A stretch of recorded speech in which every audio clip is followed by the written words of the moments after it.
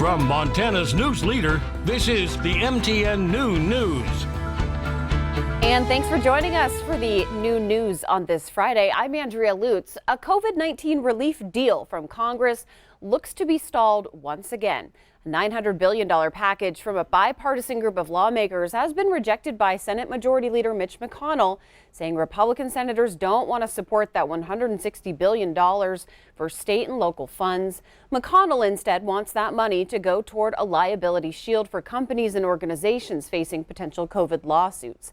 Lawmakers are trying to reach a compromise to get that aid through the week. New at noon, Governor Steve Bullock is asking the U.S. Supreme Court to now reject a Texas lawsuit intended to reverse the outcome of the 2020 presidential election. This, of course, after more than half of the House Republicans are now backing a lawsuit brought by Texas Attorney General to overturn election results in key states. Most recently, this includes Montana's governor-elect Greg Gianforte. Security officials maintain there's been no evidence of widespread fraud. Still, 17 Republican attorney generals, including Montana's Tim Fox, also back that suit against Georgia, Pennsylvania, Michigan, and Wisconsin. Many legal experts say the suit is an extreme long shot. Officials on the Blackfeet Reservation expect to be included in the first round of coronavirus vaccines as a part of the state's rollout that's coming in the coming weeks. The tribal leaders are still waiting, though, for more information about how the vaccine distribution will work. And also, the shutdown of the Blackfeet Reservation has been extended until December 20th. Only essential travel is allowed. The U.S. Surgeon General Jerome Adams says he is pleased with how Montanans are handling the COVID pandemic. He joined Governor Steve Bullock at a press conference. Well, the rate of positive COVID-19 tests in the state has gone down in recent weeks, and Adams credits mask wearing and keeping group sizes small. The Surgeon General also touted the safety of the vaccine, which will arrive in Montana next week. We will have more data on the safety of these vaccines at the point of administering them to people than we've had for any other vaccine in history. Adams also noted tribal communities have been hit particularly hard by COVID-19. So today he's traveling to the Fort Peck Reservation for the opening of a surge testing site. And the Little Shell tribe is putting $25 million of CARES Act funds to use.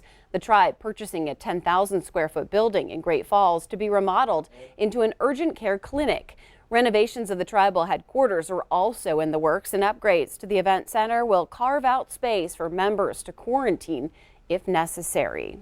All right, we are heading into the weekend, and you know, Ed, you've been talking about snow a lot, so I'm curious, is any of it falling? Yeah, a lot of it's fallen into the mountains, a lot more than you may have expected as we start looking at the amount of snow that's available to make spring runoff. So based on this early portion of the season, we're actually not doing too bad. Anywhere from 65% of the average for this time of the year in the Madison area that'll flow down into the rivers there, up to 129% around Great Falls and the Sun, Teton, and Marias River basins. So overall, looking pretty good across the region, but maybe we can add a little bit to that as we look at the potential for snow showers over the weekend. The lower elevations, some light snow, but we could see a little bit more up into the mountains of western Montana and then through southern Montana and northern Wyoming. We'll break down the forecast details on that. Forecast with weather, temperatures, and more in just a few minutes. All right, thanks, Ed, for that. The yearly defense budget has recently passed the House at over $740 billion. And just before news time, we've learned that it has indeed passed the Senate as well. Montana Senator John Tester got a provision included in that legislation that expands coverage for veterans still feeling the effects of Agent Orange. 34,000 veterans across the country will now receive care for hyperthyroidism, Parkinson's, and bladder cancer associated with the poison. Tester says the bill helps America keep its promise to veterans. It's more than just health care. Anytime you get these conditions, it affects your quality of life and affects your ability to be all you can be.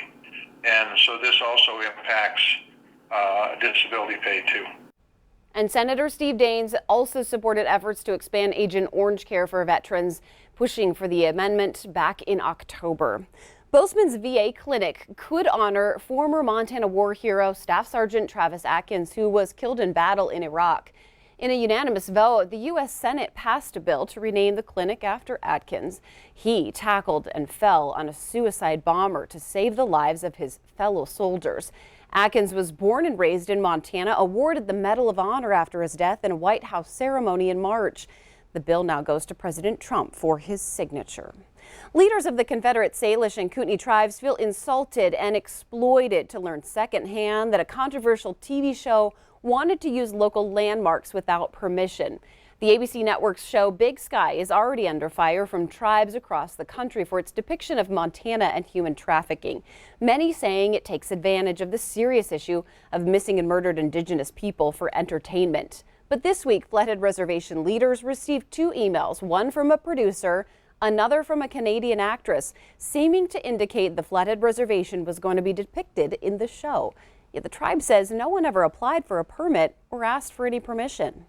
And we have protocols in place. And if you're going to tell a story, then you need to ask permission from the people that you're telling it about.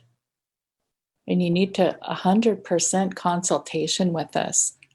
It's not just the tribal council, but we have elders, we have cultural protocols in place, and they ignored all of that. It just feels like, again, an erasure of us as a tribal nation. And tribal official Rob McDonald accused the producers of, quote, sneaking around the edges. The tribe also has said that they have no interest in appearing in the show. They've contacted the producers and are waiting for an explanation. Hanukkah has officially began, and just like everything this year, it will be celebrated differently because of COVID-19. Janet Tatz is a Helena Jewish community leader, and she says the pandemic actually increased participation in Jewish events and celebrations statewide. I'm excited about it. I think despite all the hardships of the pandemic for us in Helena, the Jewish people in Helena, the opportunity to have so many programs online has been a real boon. We don't have to travel, and you never know how the weather's going to be, especially this time of year. Well, since the annual lighting is canceled this year, Janet encourages the Helena Jewish community to join in on the Hanukkah celebrations in Bozeman and Missoula. And Janet also says many Helena stores are carrying menorah candles and decorations and supplies so that you're able to shop locally. We do have more news ahead on the new news on this Friday, including this. We head to the mining city where TV and film professionals have been lured. Find out how Butte is benefiting, though, from all of this exposure. And the weekend is right up on us, so we're all wondering how it's going to be. Ed has the answer to that question coming up.